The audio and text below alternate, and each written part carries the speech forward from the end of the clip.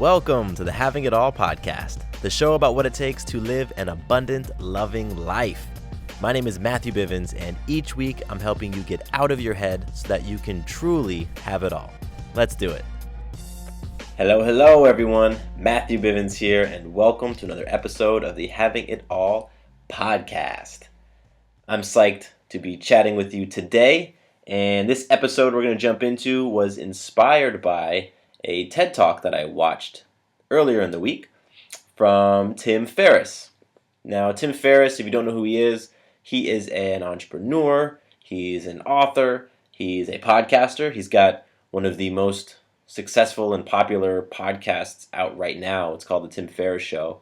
And I first was introduced to him, or who he was. I haven't actually personally met him, not yet, but I was first introduced to what he does through kind of the self-experiments he was doing to see how he could improve his effectiveness and work and productivity and happiness and health.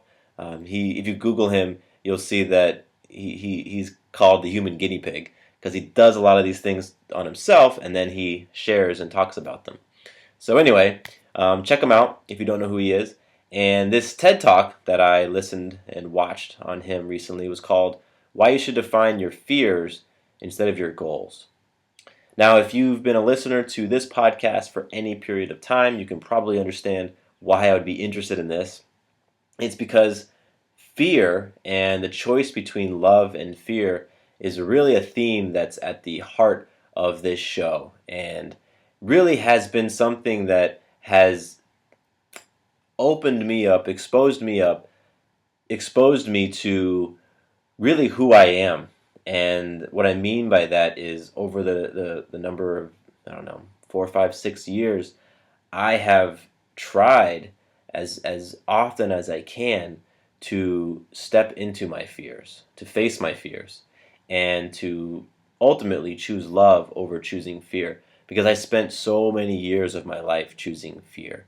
I spent so many years of my life being afraid, shying away from the spotlight, stepping down from the ledge when there was an opportunity for me to jump into something exciting and new.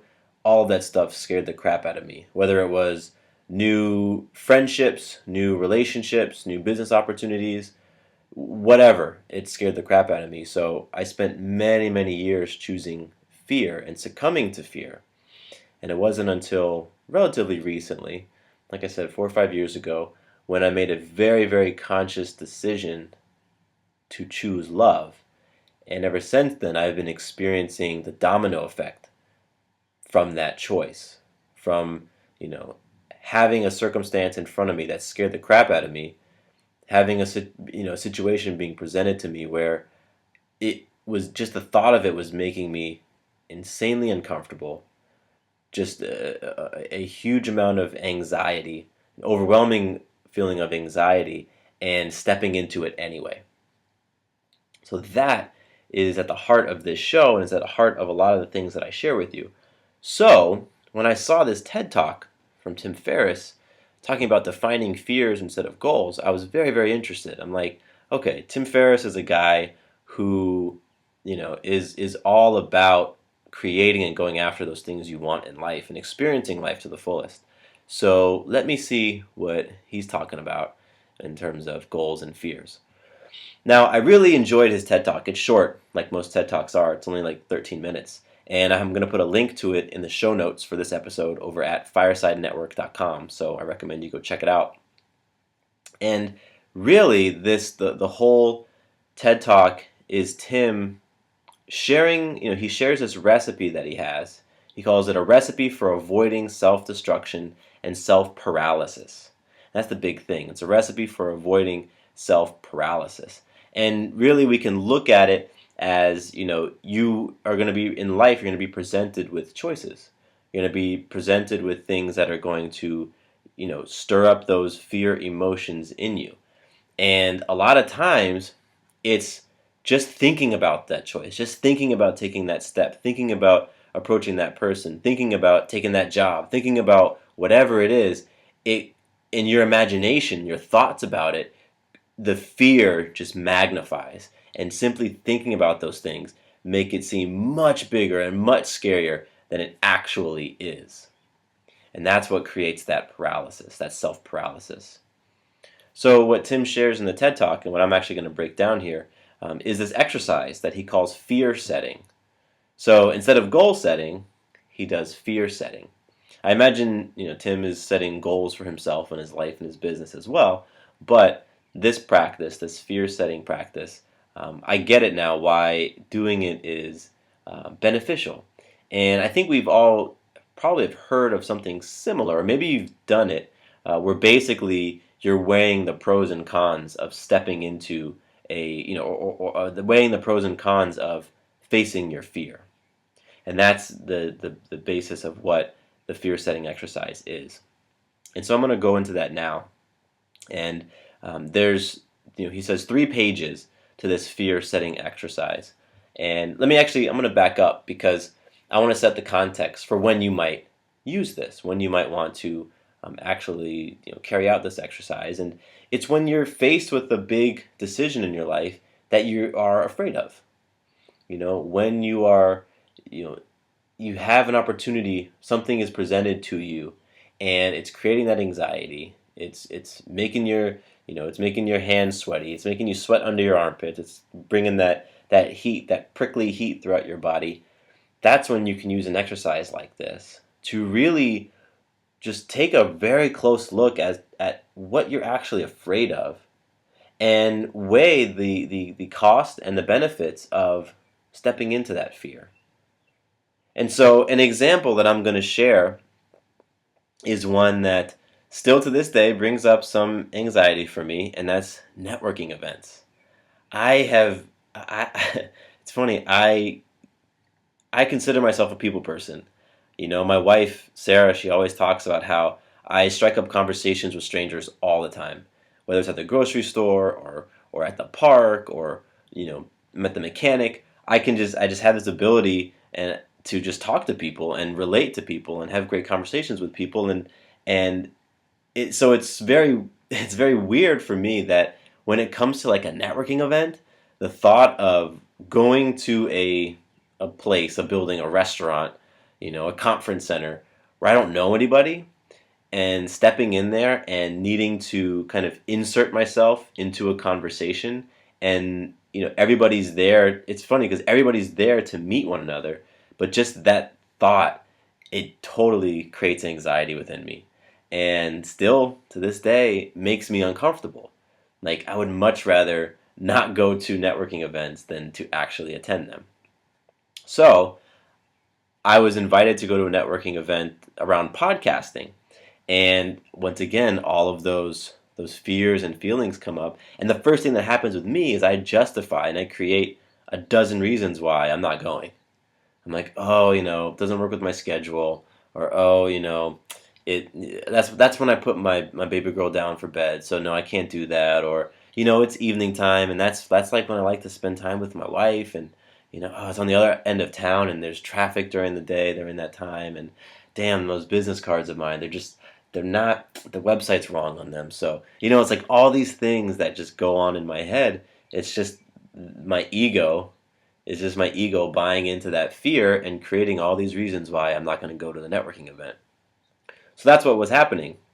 And so now I'm going to take that example and we're going to plug it into this fear setting exercise. So the first thing that you do in this fear setting exercise is you actually define the fear. So you answer the question, what if I blank? So in this case, I'm going to say, what if I went to this networking event? And so for you, insert whatever it is, the fear that you're having, insert it in that blank. What if I quit my job? What if I came out to my parents? What if I had that really raw conversation with my spouse? Whatever it is, that's what the fear is. You define it there. The next thing that you do, Tim calls it define. And you're defining all of the worst things that you can imagine happening if you actually take that step, right? So for me, my fear is, what if I went to the networking event where I knew nobody, okay? So some of the worst things that I can imagine happening are, I must endure that awkward feeling of walking up to a group of strangers who are already in a conversation and introducing myself and inserting myself into the conversation. Like, that is terrible. I might also have to endure standing alone in the corner by myself, pretending to be busy on my cell phone because I'm too afraid to engage with anyone. And another, terrible thing that could happen is that I get into a conversation with somebody who turns out to be smarter than me, more experienced than me, more clever than me, more personable, and they expose me for a fraud. Like, that, in my mind, are like the worst case scenarios of going to a networking event. So we defined what the fear is, or we've stated what the fear is. We've defined what the worst things that we can imagine happening. The next thing we do is you list what you can do to prevent those worst things from happening. Like, what can we do to prevent them or to decrease the likelihood of them actually happening? So for me, if feeling awkward and introducing myself to a group of strangers is one of the worst things that could possibly happen, then a way for me to prevent that could be I bring a friend with me, or I ask Sarah to come with me. So now I'm not doing it solo walking up to a group. I'm walking up with somebody else. So I seem less, whatever. I seem less dorky or whatever the story is I'm telling myself about being a solo person walking up to a group. Another example is, if I'm standing in the corner by myself pretending to be busy on my phone, one way I could prevent that is don't bring your phone. Leave my phone in the car. That way I kind of force myself to get into these conversations with folks because I have no plan B. I don't have that phone to lean on as a crutch. So we've stated what the fear is, we've defined the worst case scenario, and we've listed some things that we can do to prevent those worst case scenarios. Next, what you want to do is repair. You want to list things that you can do to repair, if the worst case scenario happened, like how can you repair it? How can you repair the damage? And so we'll go back to my example. Feeling awkward introducing myself to a group of strangers. One thing that I could do to prepare is I could come with a really corny joke, like a corny icebreaker joke, that if I step in, I can boom, lay on the really corny joke, get a few laughs, and kind of ease the tension a little bit. Also, with me standing in the corner by myself, pretending to be on the cell phone, to prepare, I could arrive early and grab a spot at one of the central tables that is basically going to guarantee that other people are going to be crowding around me and I'm going to have people to talk to. So that's what's cool about this exercise, and this is just the first part. But with this first part, what you've done is you've declared this is the thing that I'm super afraid of. And then you've gone on to just think about, okay, worst case scenario, what's going to happen if I take the step? Okay, man, that'll happen, yeah, that'll happen. Then, that's going to suck. And then you're going to go on and say, okay, I could prevent it. So that's kind of interesting. I could do a few things to actually prevent that worst case scenario. And then if the worst case scenario did happen, I can actually repair some of the damage. So what you've done in this very first step of the 3-step process is you've kind of shown yourself that even your worst fears, even your worst case scenarios, A, they aren't that bad. B, there's things you can do to prevent them. And then C, you can actually repair it if it does happen. So that kind of relieves some of that tension a little bit. At least it definitely does for me. So that's page 1 of Tim Ferriss's fear setting exercise. So page 2 or part 2, you answer this question. What might be the benefits of an attempt or a partial success? So if you just attempt that thing that you're considering, if you attempt that thing that you're afraid of, what's going to happen? Are you going to build confidence? Are you going to learn new skills? Are you going to meet new people? Whatever. List out the things that are going to happen. So for me, with this networking example, if I were to go to this networking event, some of the things that could happen from just a partial success is I land new business.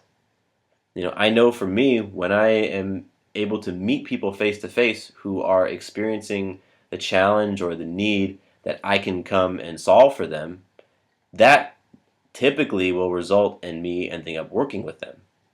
So one of the benefits of me going is that I get new business, I get new clients. Another benefit is that I can meet people who I could potentially partner with in the future. Maybe I meet somebody who is a digital marketer And they look at me as somebody who can, they can send some of their clients to when their clients need help with a podcast. So now we have a partnership going on. I send my people to them for digital marketing. They send their people to me for podcasting. Boom, win-win partnership right there. Another potential benefit for me is that I can make new friends, and I can talk shop with people who are interested in the same things that I am. If I'm going to a podcasting event, those people are probably interested in podcasting, so we can have some common, some things that we share in common. So that's what you do on page 2. It's simple. You just define or list out the different benefits of an attempt or a partial success. And on page 3, what you want to do is write out the cost of not taking action. Because there's always a cost for sitting on the sidelines. There's a cost for succumbing to your fears. There's a cost for playing small. And so in this exercise, you simply list out, what am I giving up if I don't do anything? So for me, like I said, going to the event, I land new business. That means not going to the event, I'm losing out on revenue. And I'm losing out on revenue not just now, but 6 months down the road, a year down the road. That could be a significant amount of revenue for my business. I'm also losing out on potential business opportunities, potential partnerships, potential referrals, all sorts of different things that could come from just meeting one of the right people at this event. And I think probably most important is that for me, not taking action, I missed out on the character building that happens each and every time I step into my fears.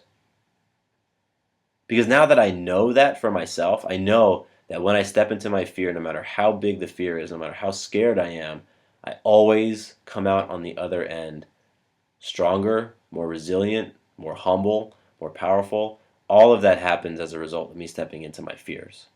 So knowing that and choosing to not step into the fear, choosing to not take action, to play small anyway, like that to me ends up being a big character hit.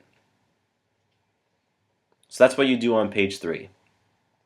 Now, by the time you've done all of this, by the time you've, really looked at what your fear is, define the worst case scenario, listed out the things you could do to prevent it, listed out the things you could do to repair the worst case scenario, listed out all the benefits, and listed out all the costs of not taking action, most people are going to be able to look at all of that and say, wow, okay, my fear is, if we were to quantify it, the fear now that I've actually put it on paper is like a 3 out of 10.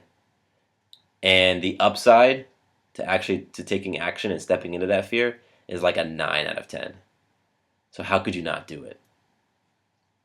And that's what I think is the real power in an exercise like this. Because I believe that each of us can conjure up examples in our own lives of the costs and benefits of stepping into fears. Or at least you can conjure up examples of that feeling when you chose to take action versus when you chose inaction. I know what it's like, and I remember the feeling every time I chose to not take action. For me, I always felt like a chump.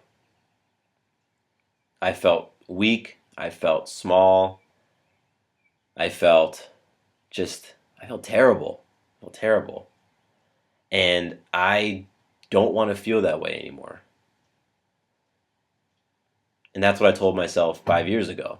I don't want to feel this way anymore. And back then I didn't do an exercise as thorough as this, but I absolutely did some cost payoff analysis in my mind. Like, wow, okay, what am I going to do if, like, what would happen if I do this? And for me, it was quitting my job. That was a huge fear I had at the time. I was not happy with my workplace. I didn't vibe with the management. I didn't vibe with the management style, and I was like, I don't know what to do. And so I remember coming home, sitting on my floor, so frustrated. Sarah was on the bed, and I was just venting, letting it all out. And this thought just popped in my mind, and it was, what would you do if you weren't afraid? I remember it like yesterday. What would you do if you weren't afraid? And so I thought to myself, if I wasn't afraid, I would leave this job, I would start my own marketing agency, and I would go out tomorrow and begin the process of acquiring some of my own clients. And then the next thought was like, okay, what would happen if I did that? Right? And then I started thinking, okay, well, I'm not going to have money coming in for a little while. I don't know how to operate my own business. I've never done it. I don't know where the heck I'm going to go to get clients. I've never done that. And you start thinking of all the different things. But then, boy, I started thinking about all the benefits. I started thinking about waking up on Mondays and being excited. Oh my gosh, I'm actually excited for the week. Because I totally felt that's those Sunday blues. Like when Sunday evening rolled around, I was burning up inside because I knew I was going to have to go into the office the next day. And for me, it didn't work. So I know what it's like to do this exercise. I know what it's like to step into those big fears. I also know what it's like to not take any action at all. And if there's anything that I can share from my example, from my experience, it's that I have always, always, always experienced the benefits of stepping into the fear far outweighed any of the costs, far outweighed any of the things that could potentially go wrong, the worst case scenarios. And I haven't been proven wrong personally yet. And for me, that means I'm going to continue to step into my fears. I'm going to continue to look at them, feel my heart race, feel the sweat in my armpits, hear those voices, that inner voice, that inner monologue that's giving me 1,000 reasons why I shouldn't do it, or it's actually not smart for me to do it, or if you were a man, you wouldn't do this. All of that stuff. And I know it's gonna come up in the future when I'm presented with an opportunity to step into my fear. But that's been my MO for the past number of years. Step into fears. Every time I step into a fear, I believe I'm choosing love. I'm choosing to love myself, choosing to love others. I'm respecting the opportunity that's being presented to me, the growth opportunity, the healing opportunity. And so I was inspired by obvious reasons by this TED Talk and definitely wanted to share it with you all because, if you're like me, sometimes you just crave a process. Sometimes you just crave steps, like someone tell me what to do. Give me the 1, 2, 3 steps. And I think Tim Ferriss has done that quite nicely with his TED Talk and his fear setting exercise. So go check it out. Remember, the TED Talk is called Why You Should Define Your Fears Instead of Your Goals. Drop that into Google or just go to TED.com and search Tim Ferriss, TimFerriss, and it will come up. And I'd love to hear some of if you have an exercise or if you have a little go-to mental practice, whatever you do to kind of prepare yourself when you are presented with an opportunity to step into a fear. I'd love to hear it. I can resonate with Tim's examples, and I know that or Tim's exercise, and I know there are other exercises out there that you use, and so I'd love to hear them. You can share them with me, or you can also share with me that big fear that you've got right now, and we can work on the exercise together. That'd be cool. I'm happy to do that because I know I get it. I've been there. That fear is real. That paralysis, that freaking paralysis that happens when you're so afraid by something is real. And there's a quote that Tim Ferriss shares in the TED Talk, and the quote is from Seneca, and the quote goes, "We suffer more often in imagination than in reality."